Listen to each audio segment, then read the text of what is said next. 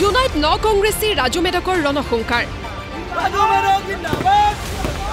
2026 বিধানসভা নিৰ্বাচনত জুনাইত আহিব পৰিৱৰ্তনৰ ঢৌ বিধায়ক ভুৱন পেগুৰ গুণ্ডাৰাজত অতিষ্ঠ জুনাইবাসী ৰাইজে বিকল্প হিচাপে আঁকোৱালি ল'ব কংগ্ৰেছক বুধবাৰে কংগ্ৰেছত যোগদানৰ পিছতেই মিচিং স্বায়ত্তশাসিত পৰিষদৰ প্ৰাক্তন কাৰ্যবাহী সদস্য তথা গণশক্তি দলৰ নেতা ৰাজু মেধকে সংবাদ মাধ্যমৰ আগত কৰে এই গুৰুত্বপূৰ্ণ মন্তব্য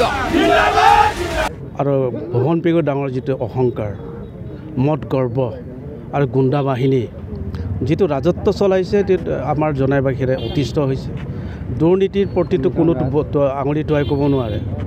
এটা পাহাৰ কৰিছে সম্পত্তিৰ পাহাৰ কৰিছে ৰাইজলৈকে একো চোৱা নাই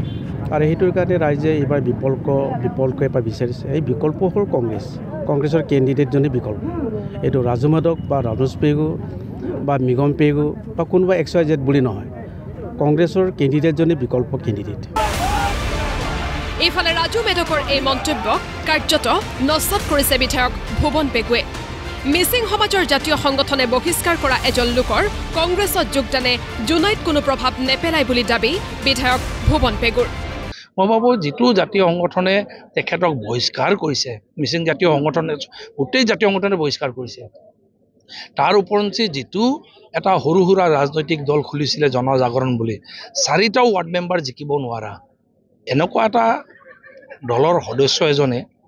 ক'ৰবাত যদি কংগ্ৰেছত যোগদান কৰিছে মই ভাবোঁ যে অদ্ভুত ধৰণৰ কোনো পাৰ্থক্য ইয়াত নেপেলায় এনে চিটুৱেশ্যনত মই ভাবোঁ কংগ্ৰেছত এনেকুৱা মানুহ যোগদান কৰাত যদি কংগ্ৰেছৰ অলপো যদি নিষ্ঠাৱান কৰ্মী বাকী আছিলে সেইবোৰ এতিয়া নাইকিয়া হ'ব কিয়নো এনেকুৱা কলংকিত মানুহ এজন কংগ্ৰেছত আহিলে কোনে থাকিব কংগ্ৰেছতো আৰু কংগ্ৰেছৰ যদি আজীৱন কৰ্মী যদি নিষ্ঠাৱান কৰ্মী যদি আছিলে আগতে সেইবোৰ এতিয়া লাহে লাহে এৰি দিব